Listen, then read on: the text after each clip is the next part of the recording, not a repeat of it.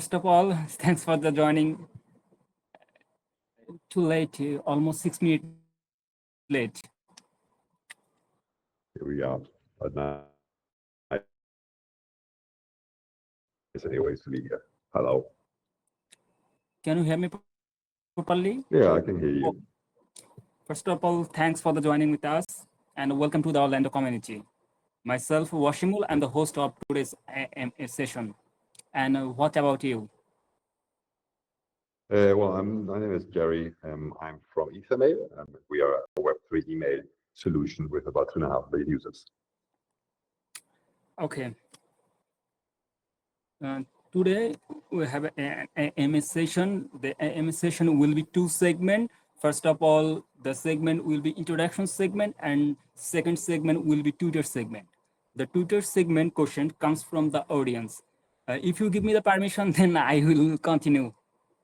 Yes, of course. Go ahead. I only have a hard stop at 4:45 my time, basically. So we have about 40 minutes left. Okay, sure. The first question from the introduction. Can you provide a brief introduction to EtherMail? What is the inspired its creation? Yeah, so EtherMail, so just 3 words about me. I've been building businesses for the last 20 years. One of the businesses was a big company where we are sending every day about 10 million emails.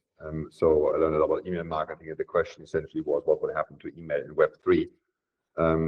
So 4.3 billion people still use email, so there was an upgrade needed. So EtherMail is a Web3 email, means that it is your wallet address at ethermail.io and essentially turns your email from a pure communication tool, let's say, into a much more powerful tool because, for example, you can send token by email, or I can sign contracts by email. I can send transactions by email. So it really upgrades the email protocol. Also, actually, the Web3 email serves as a login mechanism into all major Web3 projects. So wherever you have a connect with Wallet Connect, for example, you can use this in order to log in very seamlessly, very easily to any project. And we have about 2.5 million users on this B2C side. And then on the B2B side, so for companies, we provide 2 solutions. On the one side, companies can advertise to our users, and the users are rewarded for opening emails with our EMT. And then the other solution that we're offering to companies is a B2B SaaS solution, which is allowing them to manage their email lists. Very similar to a MailChimp tool or Beehive or anything like this, but focus on Web3. Okay. Could you tell me the establishment of the EtherMail? Establishment year. So we started the business in 2022. So we have been around now for 3 years approximately. We raised around 8.5 million euros from big investors. In COVID time or after COVID? Yes, it was actually after COVID, just after COVID, basically. Okay. August 2022. Okay. The second question from the introduction part, how does EtherMail bridge the gap between traditional finance, decentralized finance? Yeah, so we are not necessarily a finance play. We are really a communication infrastructure.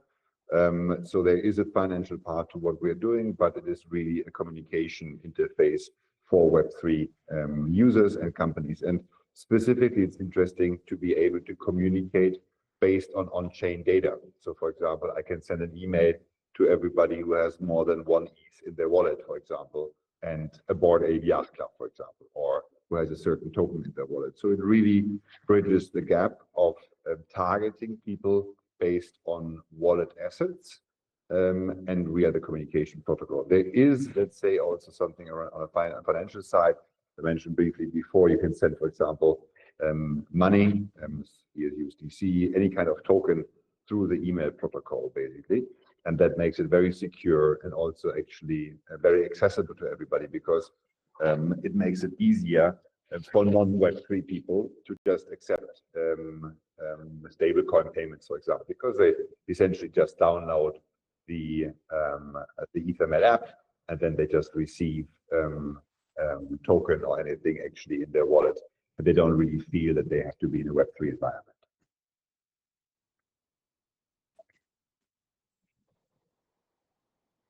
Okay. May I proceed for third question? Of course.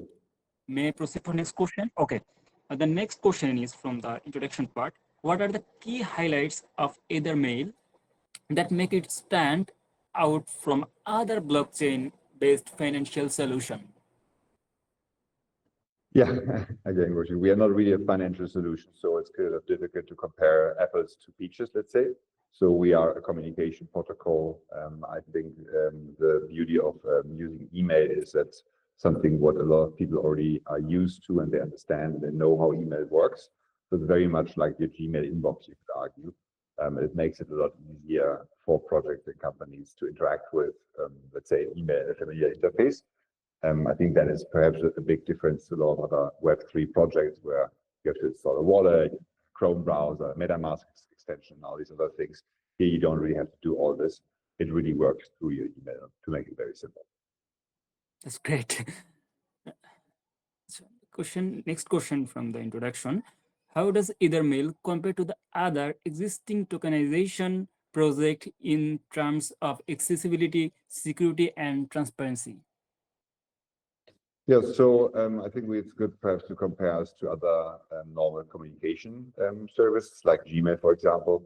So other than Gmail, our communication is encrypted end to end. So whatever happens on our network is encrypted, so we cannot read any transactional emails or emails sent between users or companies to users.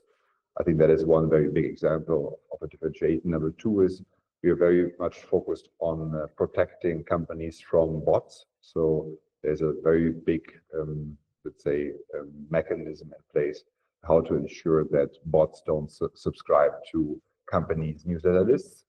And then number three, there's a big part also around security, anti-phishing, and so on. We have seen that very often projects actually are attacked or actually are imitated. Users receive phishing emails and something like this, pretending to be a certain project. So in our case, if companies are switching to the EtherMail solution, there's an anti-phishing mechanism to ensure that communication is secure and that actually phishing cannot happen because we have certain mechanisms in place that ensure that the emails sent and received are really secure and that nobody can imitate these. Okay. The last question from the introduction.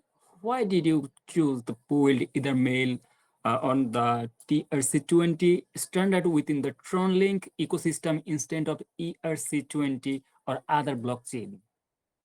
Yeah, I mentioned briefly already in our chat, we are actually on ERC20. So we specifically chose ERC. Yeah, so I specifically chose ERC20 because it's simply the biggest blockchain infrastructure, let's say, out there, with all the layer twos, of course, included in it. And we believe that Ethereum is still a very leading player. Of course, there are others who are trying to catch up, Solana and so on, and we are not ruling out that we're going to do Solana Mail or other solutions. But for the moment, we have focused all our efforts actually on the Ethereum ecosystem. Okay, thank you. Thank you for your answering. We jump to our next segment, Twitter segment. The Twitter segment question comes from the audience. We pick only fifth question from the Twitter segment. The first question from the Twitter: what are the core components of the EtherMail ecosystem and how do they work together to enhance user experience? So one element is for sure the rewards function. People are receiving every day promotional emails in their inbox. In my Gmail, I have a lot of companies targeting me, sending me newsletters and so on. And they essentially steal my time and my attention, and I don't get anything for it. The only person who's getting something here is actually Google. So we believe in the fair reward of people's inboxes. Somebody actually said at one point that your Gmail inbox probably is worth $3,000 to $4,000 because of the amount of work and everything what you're putting into it every year. So a core element of what we are offering is not only a free and secure email, but it is really rewards for interacting with promotional emails. So people receive emails, and for opening the emails and interacting with the content, they receive EMT. These EMT actually are given, you could argue, from the companies who we are dealing with. To make a very simple example, let's say a Consensus pays us $5,000, then we would take half of it, so 2,500, buy back EMT on the market and then actually give those EMT to the users. So there's a constant flow of money from companies back to the users who are then rewarded for interacting with emails. So we think that this is one of the major components which differentiates us from traditional emailing systems and also sets us apart. And of course, on the other side, the EMT utility is that advertisers can spend the EMT essentially for running advertisement. So it is a closed loop system. Companies spend EMT, users receive EMT, users sell EMT, companies buy EMT. So there is a reason why the EMT is in the ecosystem. This is on the reward side. And I think then the second part is on the ecosystem side. We do have a so-called applet marketplace where projects are listed. So we launched the first 20 or 30 projects on there for the moment. But now with the single sign-on, what we just developed in the Wallet Connect, there's going to be very shortly hundreds of projects in there who are actually going to be listed. And again, for users who are logged into their EtherMail email, it's very easy to then interact with those applets, send over information, register, unregister, and so on, because it is a closed ecosystem. Okay, great. Next question from the Twitter. The next question is, how does EtherMail ensure a seamless user experience across its trading platform, lending, polls, and tokenization project? I'm not sure if that question really fits us. What We do are you not an think, exchange. what do you think? Well, I mean, we are not an exchange or anything, right? So if you're speaking about user experience, we have an app basically, and that app allows users to very seamlessly and easily interact with EtherMail, or you can go to the web client basically, and there again you have a very seamless user experience of people onboarding and using the tools. Okay, totally understand. Our next question from the Twitter: how does the security driven model of EtherMail contribute the long-term value of application? Sorry, I didn't answer the first part. How does the what? Yeah? Should I repeat? Yes, please. Okay, sure. How does the security driven model of EtherMail contribute to long-term value appreciation? Long-term value appreciation. How does? No, the first word, how does the serendipity, what was the first part? The first part of the question. Security. Scarcity. Scarcity. Oh, yeah. Yeah, scarcity. So, so our tokenomics work in a way that we believe that token only should be released into the market if there is more activity in the users on a platform. So if you think about token in the monetary sense, they basically are there to fuel the ecosystem, and very much like central banks. Basically, less token are needed if there's less activity, less users in the ecosystem, and more activities actually resulting in more token needed. So in our case, we are very simply connected and tied the unlocking of token. And the token logics is that 40% are for insiders and investors and 60% is for company and community, basically. That the unlocking of basically 90% of those tokens are based on user milestones, meaning that the more active users we have in the ecosystem, the more tokens are needed and the more tokens are unlocked. And this is from 0 users to 21 million users, basically. At the moment, we are at around 620,000 users with wallet transactions. So we have chosen that the unlock mechanism is based on wallets with transactions actually on mainnet, because we believe that this is probably the best mechanism of how to measure real users and activity, other than bots, which very often then just spin up wallets and then there's nothing in there, and then it's super easy to skim the system and so on. So this is at the moment the status. So you could argue at the moment only, I think, actually it's 10% plus 3%, I think 13% or something like this of all tokens are unlocked. The rest we can't touch. And of these 13%, I think only 5% or 6% or something are actually free float in the market. So it's a very controlled token supply at the moment. Okay. Next question. The next question is, right now, are there any reward programs available for the token holders?